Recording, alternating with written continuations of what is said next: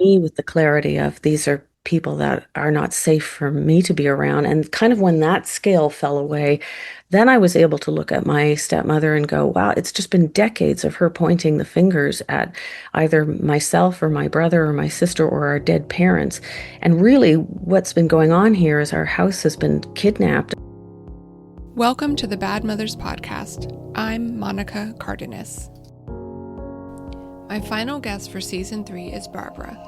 Just so you know, we're using a pseudonym due to some notoriety within her family. Barbara's parents died when she was young, and she's estranged from her siblings. Her unique circumstances make it a bit more complicated for her to share her story or even be honest with some people about her family. Together, we decided to share it anonymously.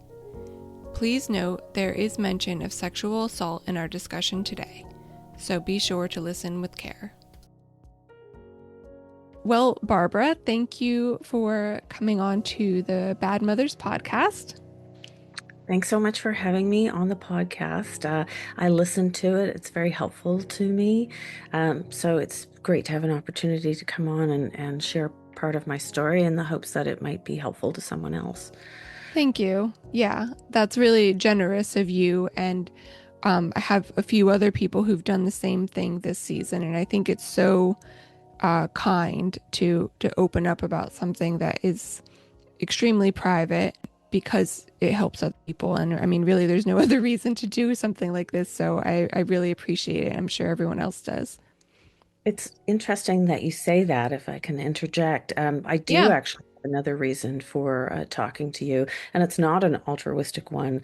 It's actually when I saw you were looking for people to speak about estrangement, and in particular sibling estrangement, my family situation is such that it's actually not safe for me to speak publicly. Mm-hmm. So when I contacted you and you were interested in speaking with me and willing to protect me so that I could speak anonymously, I took the chance because part of healing is the ability to tell our story. And in my case, I'm prevented from telling my story. So healing Mm-hmm. has been difficult, and I have had to find other ways to try and heal. So for me, this is also an opportunity for me to talk about my story in the hopes that it also helps me as I Yeah. continue trying to heal. Okay, great. Well, I'm glad it can be sort of therapeutic for you. Do you want to start maybe just like surface level, tell us who in your family you're estranged from, and then we'll sort of go into how it came to be that way? Right. Well, so currently, in my family, I have four siblings, and I'm estranged from all four of them. There are no more parents left in my family. My parents died when I was a child. My mother died when I was a baby. My father died when I was 11. And my guardian, my stepmother, just died about 10 years ago. So it's only the siblings left, and we are all estranged from one another, with the exception of my stepsister, who is financially dependent on my youngest sibling, my half brother. They're in contact, but other than that, we're all estranged. Okay, so no one within the siblings speaks to one another. It's not as No, if all of them are in contact and you're not. no, my stepsister is in contact with my half brother. Mm-hmm. They were the biological children of my stepmother, and they were very much the golden children of my stepmother.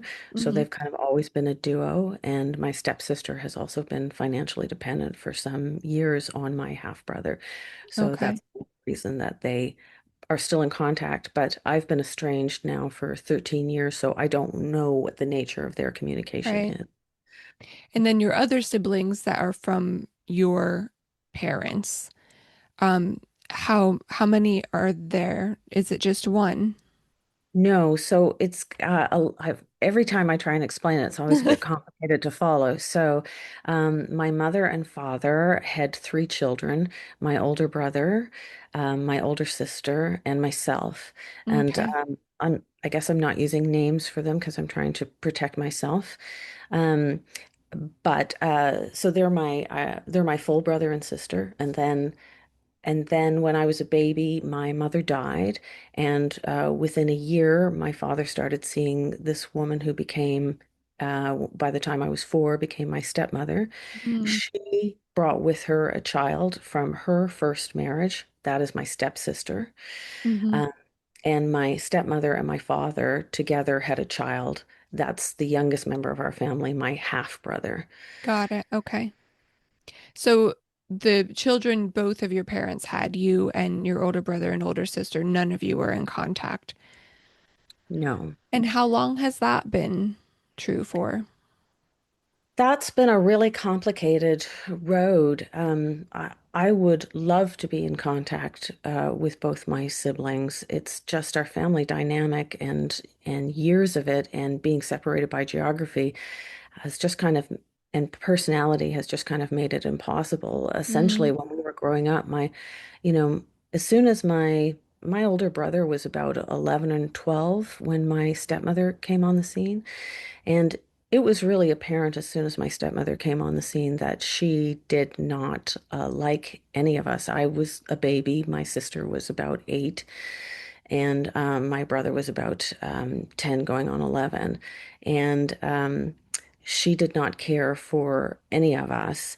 And my older brother, dealt with that really by disappearing. He decided he wasn't going to fight with her. He also wasn't going to call her mom. That's kind of an edict she laid down, and he refused, and he was mm, punished for that. And he kind of disappeared for years into his room,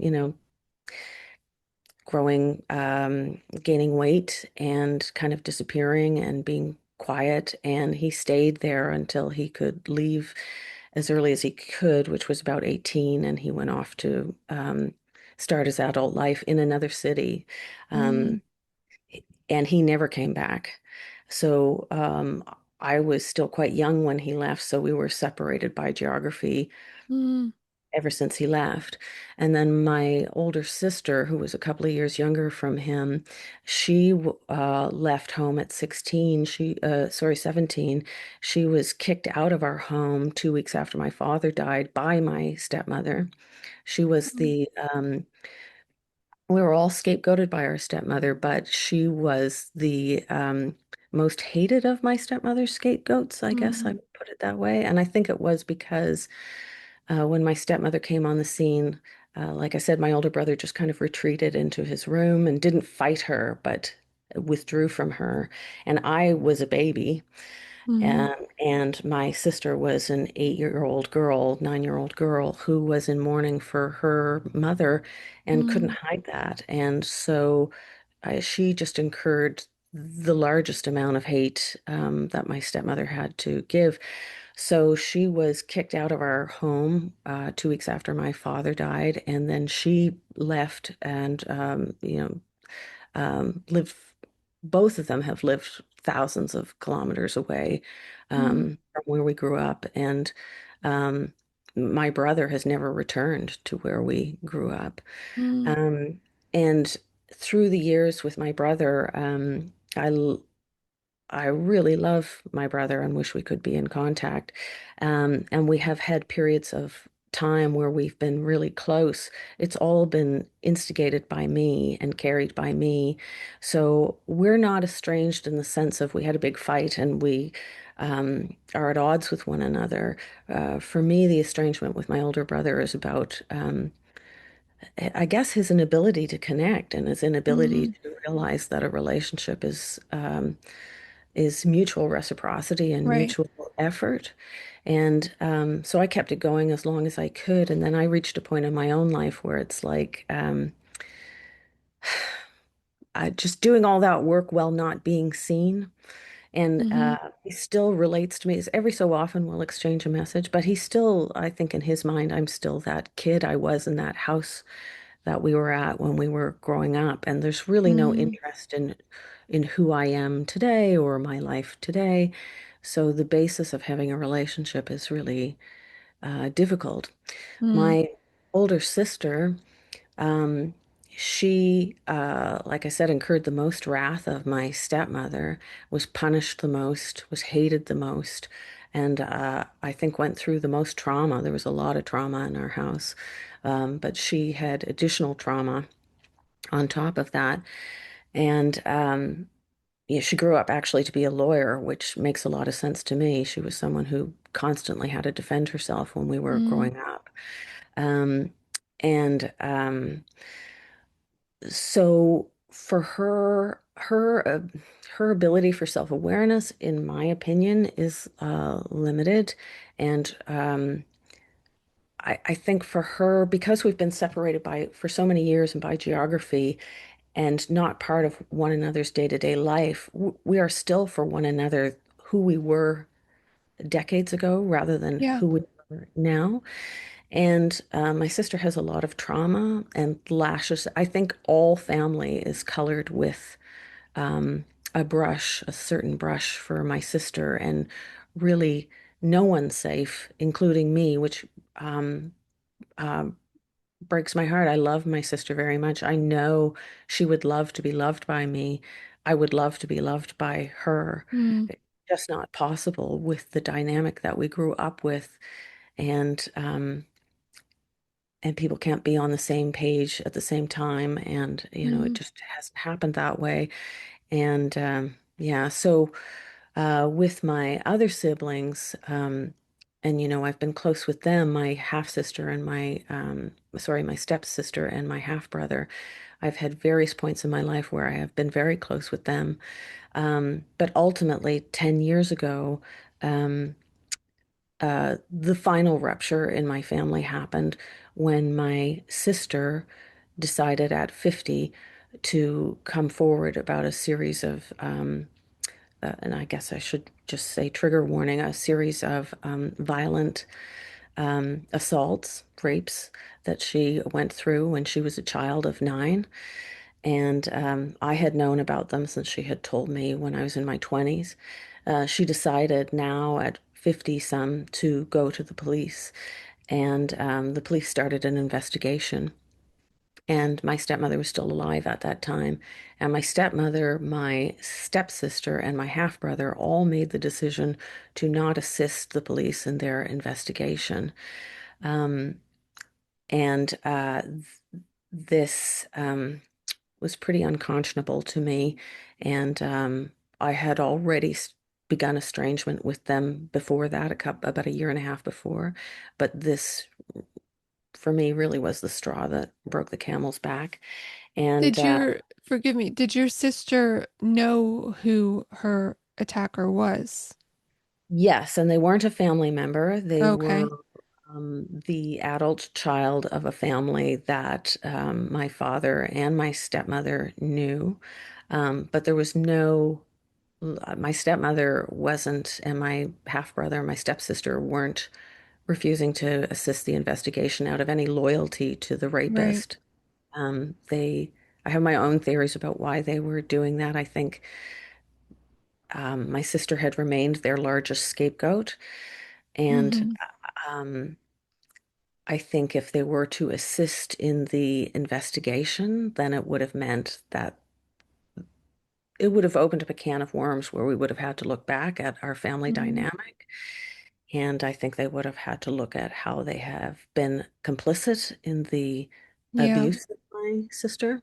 And they weren't willing to do that. I think they still very much hold to their belief system, which is essentially any Mm, bad thing that's happened to myself or my sister or my brother is because we are bad children, bad people who mm. um, have had it coming. So, Well, that's really interesting, I think. It just goes to show the different types or causes for estrangement. You could never sort of define them as one because it seems to me, again, just hearing this for the first time, of course, please correct me, that your estrangement from your brother and sister is more a, a result of circumstance and tragedy, really, whereas with your stepmother and your half and step sibling, um, it is I would think of it as a more sort of like predictable cause for estrangement in that they are refusing to acknowledge trauma from childhood, which of course, damages the relationship going forward. Yes, that's actually that's a very astute. That's how I would sum it up as Mm-hmm. well. I think my brother and sister and I are not having a relationship with one another is really collateral damage of the Mm, dynamic that we were raised in. yeah. We're just not able to escape it.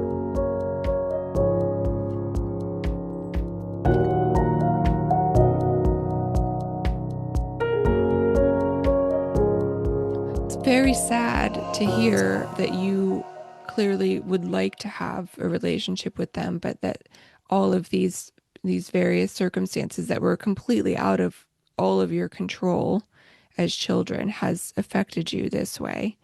I know you were really young when your father remarried. Do you remember you said your brother sort of retreated.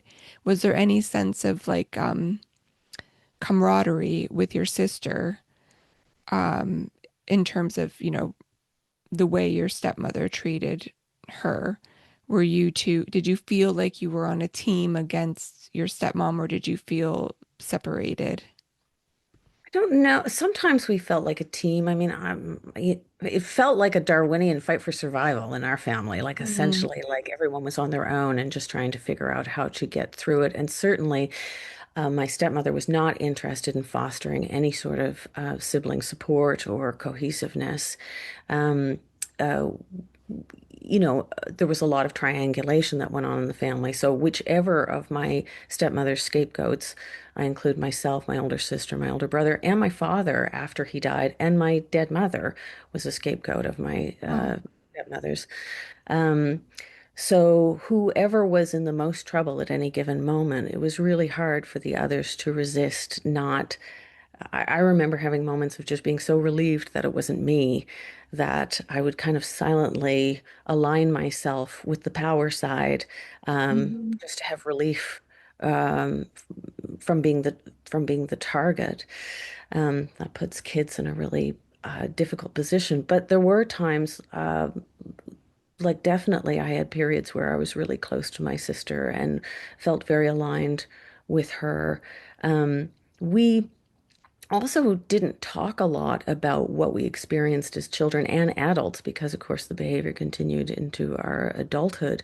That was in part because we didn't want to, my brother and sister and I very much didn't want our half brother and our stepsister to feel bad about their own biological mother. So I Mm-hmm. remember really early on, the three of us, my brother, sister, and I, making the decision that we wouldn't talk about our stepmother's treatment of us to her own children, because we were trying to protect them and trying to be loving towards them. But in retrospect, I think that was the wrong move because I think it allowed my half brother and my stepsister to um, not acknowledge anything that had Yeah. happened to us and uncomfortably their own participation in it.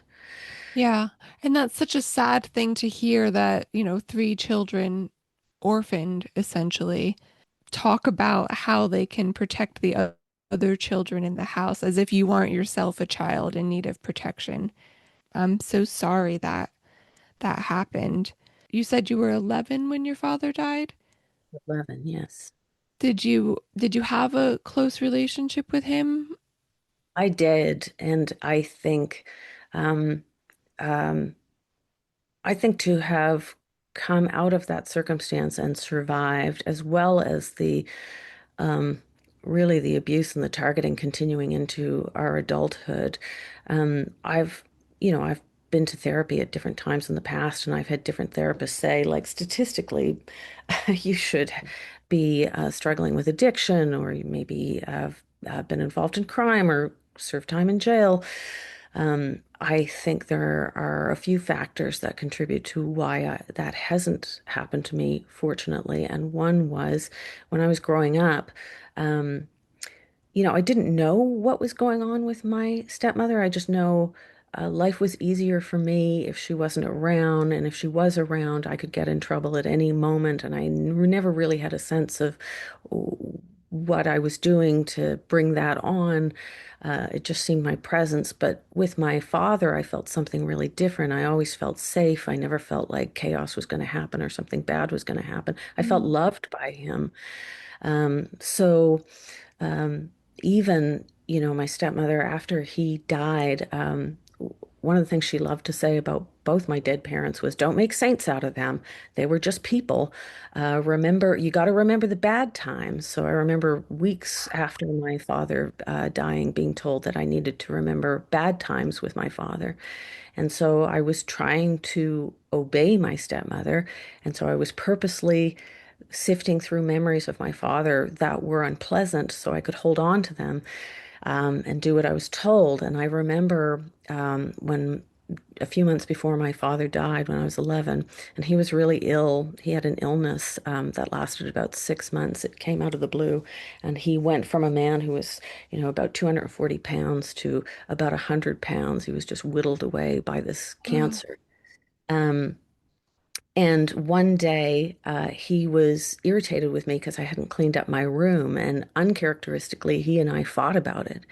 And so I held on to this memory. I was trying to do what my stepmother told me. So I held on to this memory of this fight, but I also held on to the aftermath. And the aftermath was, I remember being so sad and inconsolable that my father and I had fought. And I went outside and I was just hanging on our front doorstep, and I saw my father come over the hill. He had gone for a walk and he looked as sad as I did. And as soon as I saw him, I ran to him and we embraced, and we both apologized to one another.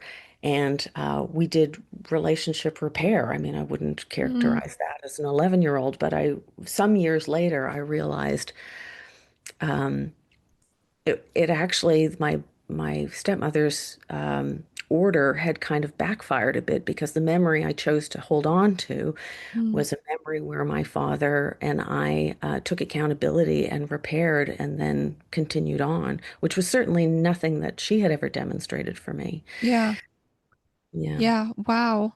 Taking accountability and both of you apologizing. That's such an important um, thing to happen between a parent and a child that doesn't happen so often in the stories that I hear about people's lives who eventually become estranged. It's always that, the parent could never take accountability. This story about your stepmother giving you this advice after your father died is one of those shocking things that I imagine, you didn't realize as a child what a horrific thing that is to say to a child. But in adulthood, you have these memories and you think, my God, how, what could she have possibly been thinking, right? It takes such a long time. This is common, I think, in the people that you speak to. It takes such a long time when you're raised in an environment of abuse to know it's abuse. It's Mm. just normal. And also when you're raised in a circumstance with, I don't know, you could call it a narcissistic guardian or parent, or an emotionally immature guardian or parent, where essentially you're trained to put their comfort before your own. I just think it's really common to, I think you have to be in midlife. That's the story I seem to hear over and over again, that people are in um, basically middle-aged. Mm. Just the first time in your life when you can kind of start looking back. You have some self-awareness and reflection that you can look back on your life and the patterns that you see in it, and that you're able to go, that wasn't normal. I mean, another thing that really helped me was when I was 18, I became a single parent, and I ended up on income Mm. assistance for 5 years. And that's certainly nothing I would recommend to anyone. I was never going to have a child. And so I had one where, I found myself in an abusive relationship with an older man, and then I became pregnant, and then I had this child. But the advantage of having, many advantages of having my child, and certainly not the main one being what having a child did for me. My responsibility is to my child, but what it did do for me to have my child while I was still a child, was show me how much my my mother must have loved me because I wasn't allowed to talk about my mother. You could only talk about my dead parents if you wanted to mock them. They were only brought up in Mm, contemptuous terms in my household. But when I had my own child, when I had left home and I had my own child, I knew in no uncertain terms how much my mother would have loved me because I had no memory of my mother. mm, So everything was theory. And it left being theory when I had my own child because I could feel that. So I knew that at 18. And then the other mm. thing I knew at 18 was how easy it is not to abuse a child Yeah, if yeah. you choose a child. That's such a So, common thing I hear from mothers who I interview is, yeah, the devastation they feel at the abuse they suffered after having their own child and seeing, as you said, that's perfectly put, how easy it is not to abuse a child or even, to feel that love, I imagine. I don't have children and know that you didn't feel that from the person who raised you. and also then the opportunity, like years later, my child's now an adult, and I've been able to break a lot of cycles with him. Um, I couldn't break all the cycles in my family because I'm only one member of my family, so I could only break what I could break that way. But certainly in terms of my parenting with him, when he as an adult needed to come to me, or as a teenager as well, and talk to me about ways in which I had let him down or failed him or parented imperfectly, then it was my opportunity to do what had not been done for me, which was to hear my child out, not rush to defend myself. Mm, Take in what they were saying and take accountability for what I needed to take accountability mm, so we could repair and continue to move on and continue to have the yeah, relationship day. So oddly, becoming a parent while still a child gave me profound lessons that I might have never learned or might have taken me decades to learn. But because of that odd, really difficult circumstance of being a teenage parent, I was yeah. in it quite early before I even left my teens. Yeah, I wanted to talk about a couple things you said in just that little bit of an answer is first you mentioned about how you don't recognize these things as abuse until you're much older. I think in some cases maybe you never see it as abuse, in which case you continue to perpetuate the same kind of abuse, right? I think that's at least in my experience with my mother, I think she never saw what she experienced as with her mother as wrong. So she behaved the same way towards her children and believed it to be like normal and acceptable. Um, so I think that's one thing. The other thing is, some of the women I've talked to have been lucky enough to seek out therapy younger than 50-ish, right? In their, 20s or 30s. And I think telling someone else, an objective person, about an experience like what you said, having to remember bad things about your father, seeing their reaction to it can help you recognize it as wrong or harmful, right? But I think it's interesting that you said it was something, well, I guess it's something you learned when you had your own children. At what point do you think you would have recognized that the way your stepmother treated you was abusive? In some ways, I knew it was wrong. And in other ways, especially when I was still living in her house, I thought she must be right. It always was a battle to try and tell myself that she wasn't right.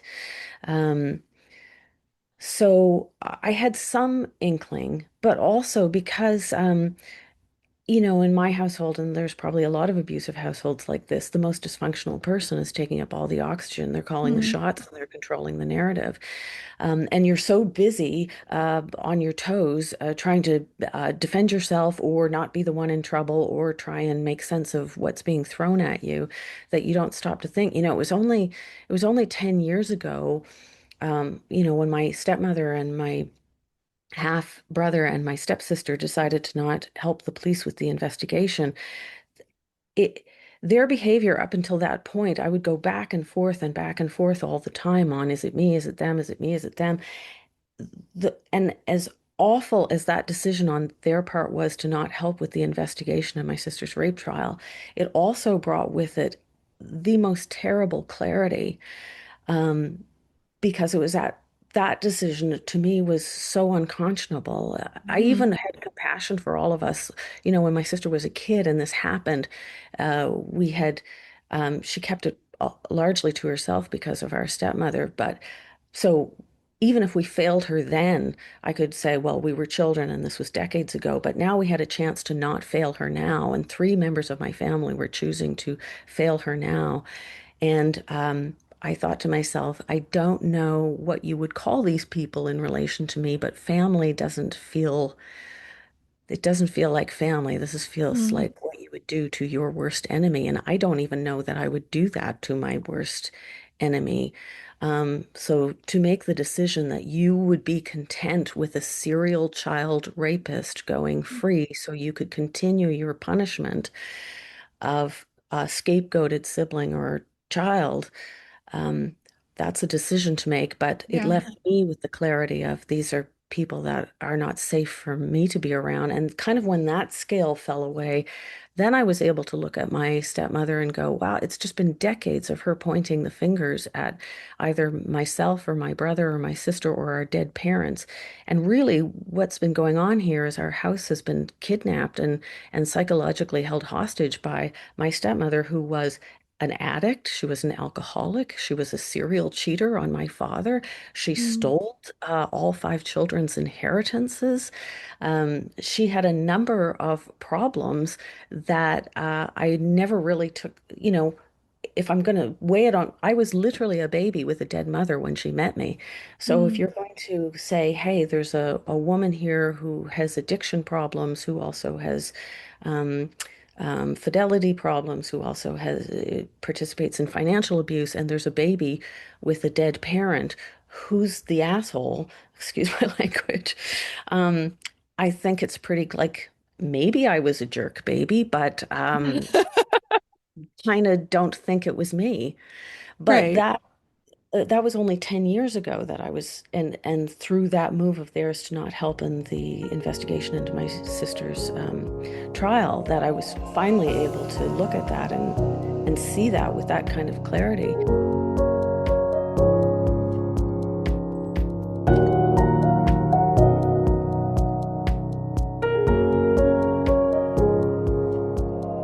You know, my stepmother had was an alcoholic, and at some point in my teens, she did go into recovery and then touted herself as a big AA member. But it was only 10 years ago that I realized uh, she never apologized to any of her children. And I think that might even be like step two or three in the AA Yeah, program, I think taking so. Right. accountability and apologizing. But my training was so well done, I guess, that I hadn't even taken a moment to go, um, wait a minute, what accountability does she owe me? It was always for decades like about her and her comfort. Hmm. Hmm. I wonder, the other thing I wanted to come back to is you said you had a child at 18, and you said that you weren't planning to have children. Was that because you were young, you weren't planning to have children, or was it something that you thought you never wanted? Didn't look like having children was a lot of fun in the Mm. family I was in. And we certainly not by my stepmother. I mean, my father was a different story, but he was gone by the time I was 11. So there was no one there saying like how wonderful it is to have a family. And also, or just even asking us Hmm. asking me what would want to do with my life and would I like to have a family. So I just kind of looked at what was happening around me early on and thought, yeah, there's doesn't seem to be anything in this for me. And also I thought I don't want to pass this legacy on. I felt that pretty acutely, pretty Hmm. young. Yeah. Yeah. So then, but you did have a child. Did have a Can child and you? I was filled with a lot of ambivalence about what it meant to be a mother. Sorry, I interrupted you there. No, Yeah. please. Because really I was a child. And also, I had a dead mom, who I assumed had been loving to me, but I had no memory of that.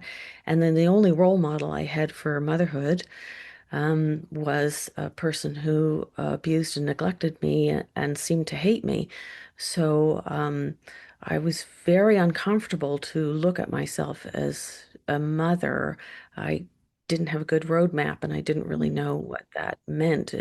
I'm comfortable being a mother now, but it's taken a long time for me to grow into that comfort. I mean, even for the first couple of years of my son's life, as he was learning to talk, he would call me by my first name. He wouldn't call me Mom, because it didn't occur to me that he should. And it was only when a friend started insisting that my child should be Yeah. calling me that started to happen. Wow. Yeah, I guess because you had no memory of calling anyone mom, right? Did you call your stepmother mom? You mentioned that she wanted that. Did you? I, I did. I mean, I was a baby when I met her, so uh, I found out she wasn't my mother when I was 5, and it was quite by accident when my mother's parents came to visit. They they lived far away from us, and they weren't welcome at our house. Our stepmother made that clear. She didn't like them, and we were very much encouraged to um, not care for our grandparents and to make jokes about them and to be condescending about them. Um, so I don't think they felt very welcome when they came to visit us. But so one time when I was 5, my grandmother said to me, "You be a good girl, stay here, and we're going to go put flowers on your mother's grave." And I said, "My mother's in the kitchen." And she said, "No, your mother's dead, and that's not your mother, and we're going to go put flowers on your mother's grave." Well, my stepmother and my father heard about this because I immediately went to them to try and get this clarified. Their plan at the time had been to not tell me anything until I turned 18, which I can't imagine. I wouldn't make that choice, but that's what they had thought they were going to do. So I think my grandmother just couldn't stand to hear me calling my stepmother mother and also not be told that I had had another mother. Mm, We weren't even mm, allowed to have pictures up. Um, so I was already, she was the only mother I knew yeah. was this stepmother. So, so yes, And I maybe didn't represent to you the kind of mother you wanted to be. So I guess it makes sense then that that wasn't a name you applied to yourself no. And the initially. other thing was my sister, who was 8 when our mother passed, and my brother, who was 10. Um, I don't think they did this with any intention or cruelty, but they were really territorial about what they knew of my mother.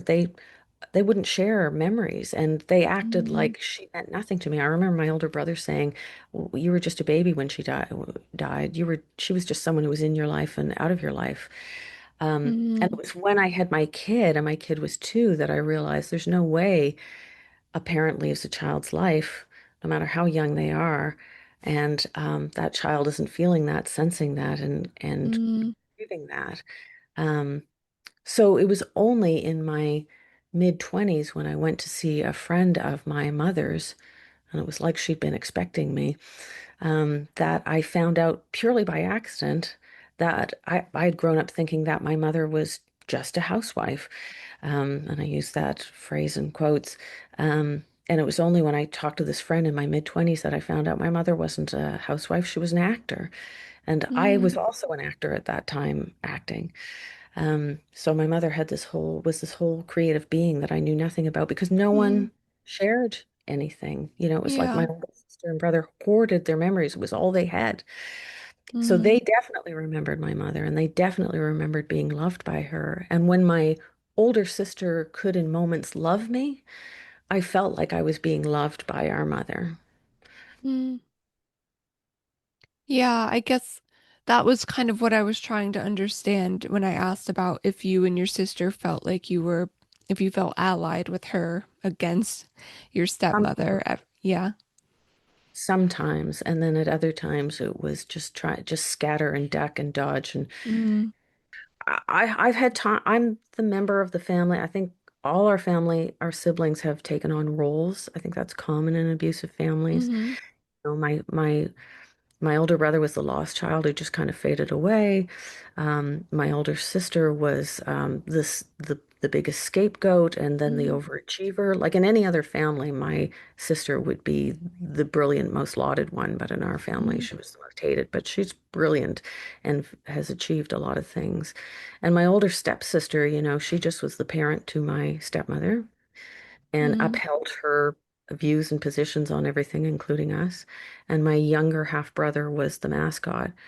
And I was the mediator. I was the one that they all came to at various points Mm-hmm. to receive support and empathy from. And I'm the only one that has basically interviewed each of my siblings at different times to find out what growing up was like for them and what their story was. It was only Yeah. years later that I realized no one ever asked me. My family never inquired of one another what our experiences were like. I'm the only Mm. one that's ever done that. Yeah. You mentioned that you you cut off contact with your stepmother only 10 years ago. What was your relationship like until then, once you were an adult in those in between years from, 18 until 10 years ago? It was really confusing. So when I grew up, I tried to escape her home from the time I was 14 and get a job and be hired. And I was working a 40-hour volunteer position from the time I was 12, and I was looking for employment work to take me away from home by the time I was 14. I could only successfully leave when I was 16. And when I left, I thought, I'm never seeing you again. I Wow. never thought I would see her or my stepsister again. And for about 15 years, I didn't. And I never thought they would be in my life ever again. But I was still in my half brother's life, and he was in their life. And then in about my mid to late 20s, he asked me if I would come spend Christmas at his house, and they were going to be there. He was tired of traveling around to different houses to spend Christmas with different ones of us. And so, because I loved him, I said I would do that. And when I arrived, my stepmother appeared to be really nervous to see me. And I misinterpreted her nervousness as remorse and accountability, although we never had a talk about what happened in the past. I remember actually saying, I just want to move on from the past. So at that time, we slowly rekindled a relationship. So both my stepmother and my stepsister came back into my life. And for a while there, for about 15 years, my half brother, my stepsister, and my stepmother and I were a really tight unit. We all lived in the same town, whereas my older sister and older brother were thousands of kilometers away. And I was the only one, too, out of the three of us that had spent time living with my half brother and Mhm. stepsister and alone and my stepmother. So I had reconciled with them because it seemed like things were different. And I have always thought if there's any chance to be living with a psychologically healthy family, I will take it. Who Mm. wouldn't? Um, But I didn't realize that what was happening, there was a few things happening. One, we reconciled. So I'm an arts freelancer. I act and I write and I direct. So at that time that we reconciled, I actually was the cast of a quite popular television show in the area that I live. So in retrospect, I realized, oh, this would have been important to my stepmother, who to whom status meant a lot. So we had reconciled. And then I spent that 15 years, I was just so happy to be in the good graces and moving forward with what I thought was psychological healthiness that um, I was a huge amount of supply to my stepmother. I never asked anything of her. I didn't ask to discuss the past. I didn't ask her to apologize. And really, I did what I had done in childhood, which was I served her a Mm. lot. So I think I kind of during that time moved into, without knowing it, moved into a golden child position Mm-hmm. um, until about 15 years into our being reconciled.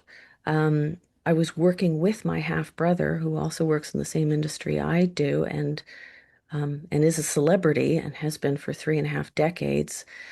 Um, I was asking my brother to take accountability I think for the very first time, for some of his behavior towards me. It was a really small incidental thing that I was asking him to take accountability for. And everything all started to fall apart. And it led to 3 years of begging them to go to family therapy and them giving me the silent treatment. And they very much became a fortress against me. And Mm, finally, I went no contact because I had tried for 3 years to solve this, um, and couldn't make heads or tails of it. And then about a year and a half after that, my sister contacted me about her mm, investigation.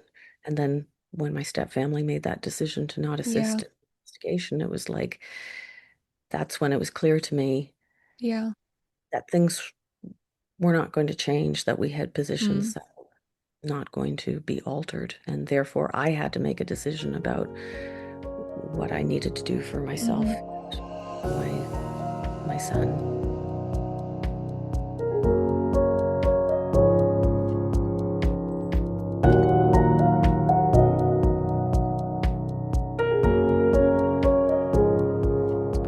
Given that you've lived with this estrangement with different people for all of your adult life now, do you have any advice you'd offer people in a similar situation, maybe at the start or still sort of trying to make their way through or reconcile their feelings? Maybe not with members of family because that's not always possible, but just in themselves.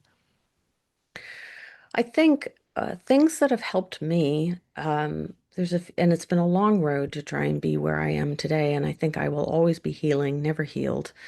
Um, but one, a recognition that this isn't personal. It brings me a lot of relief that my stepmother isn't biologically related to me. Mm, And I can actually tell myself, even if I have no memories of my mother and only a few of my father, that I can imagine that they loved me and what kind of life they want me to be living now. mm, That helps a lot. But that also, even if I was related to my stepmother, you know, that that abusers aren't personal in their abuse. They just pick the people that are easiest for them mhm, to target.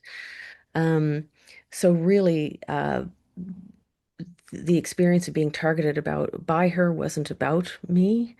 It mhm, was really about her. Um, and and what kind of life do I want to live now? So that's been helpful as well. I think I don't think you can talk to everyone about this. I've experienced a lot of judgment, and also one of my siblings is a celebrity, so part of healing is being able to tell your story. It's why I said earlier why I wanted to actually come and talk to you was mhm, in the hopes that I could be helpful to someone else, but also it's a rare opportunity for me to be able to tell my story. The celebrity element of my family, I'm constantly being approached by people who want to talk to me about this person that they do not know, that they think they know, mm, and they come at me with with the persona of my sibling, and it's at complete odds with the reality of my experience with my sibling. mhm, And at the same time, I can't speak to them about that, and I can't speak to work colleagues about it, and mm, I can't even speak to a number of friends about it because I have a number of friends who work in the same industry, and people are worried if I tell my story, they're being asked to take sides, and they might lose out on work they want to have. mm. Yeah, Um, yeah. are really muffled by his celebrity. And I have to protect myself and my son, who also works in the industry, and my partner, who works in the industry. That being said, if you can find a lot of us who go through estrangement, we're met with secondary wounding when we tell other people our story because people can't fathom that people can come from abusive families, and that as painful as it is not to have a family, and it's hugely painful, um, it's still better than being in contact with people who are making the decision to hurt you.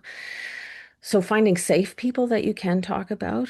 But in my circumstance, I really actually only have a couple of people that I can talk to about this. So I'm a storyteller by trade. I think I, in part, became a storyteller because of the narratives my stepmother told about me, and because I don't really know anything about my parents. Mm-hmm. S- We all need to know the story of ourselves. So I think I became a storyteller um, to experience the power of narrative and telling my own story. So I, through fictionalized accounts, can talk about my story. Mm-hmm. I think finding a way to tell your story, whether overtly or covertly, is really important. And then therapy is a luxury not all of us can afford, but if you can go to therapy with someone who understands estrangement, that's important. And also, if you can take part in somatic therapies, that physical release, it's almost like crying, Mm-hmm. is really important. Uh, and this might sound inane, but a physical exercise has been so important for me Mm-hmm. dealing with emotional regulation and stress.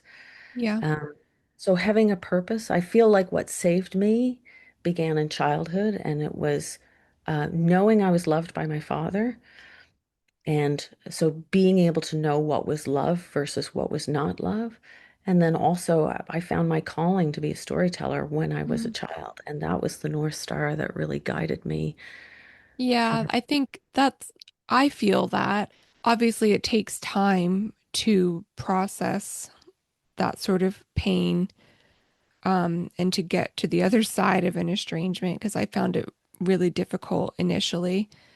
But I do agree with you that if you feel you can create something out of it, even if it, as you said, is covert, it helps. It helps get it out of you, I think, get the pain out. And also, it feels good to think maybe by sharing the story, it can help other people feel less alone in it.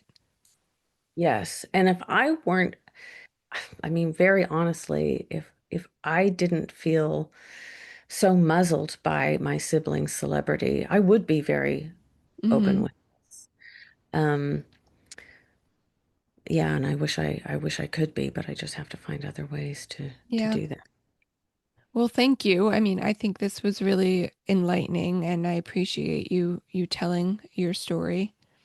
Thank you for the opportunity. And I guess the last thing I would just mention too is that all of us are going to be hurt in this life in one way or another. And most of us, the great majority of us, will not have that person say sorry and take accountability. And so most of us have to learn to heal without that kind of closure. Mm, Um, and it's a long process, and I'm still on it. mm. But we're not alone in that either, healing without the closure coming from the people who have hurt us. Yeah, yeah, that's a great point. Thank you. Thank you.